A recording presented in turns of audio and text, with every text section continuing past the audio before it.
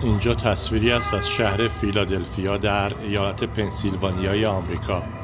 با همین خیابون رو تماشا می‌کنیم.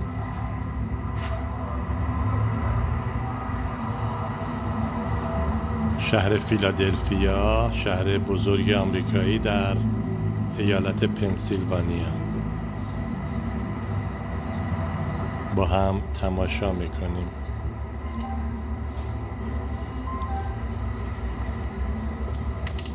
در آمریکا تعداد افراد بی خانمان زیاده و اینها در گوشه‌های خیابون همونطور که می‌بینید کپر میزنن و در اون زندگی میکنن و مشکلات زیادی در مورد افراد بی خانمان در آمریکا هست که در این خیابان نمونه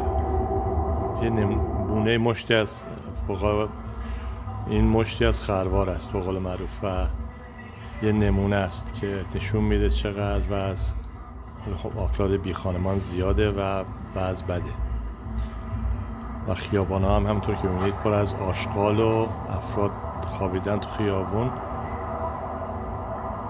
شهر فیلادلفیا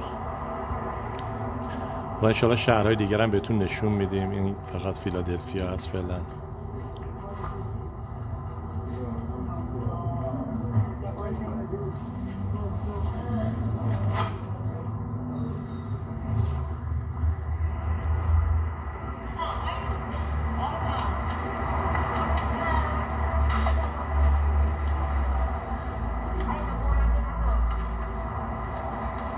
خواستم فقط ببینید که اینجا هم جاهای بس کثیف و بد داره و مشکل همه جا هست. مشکل اقتصادی، مردمان بی خانمان.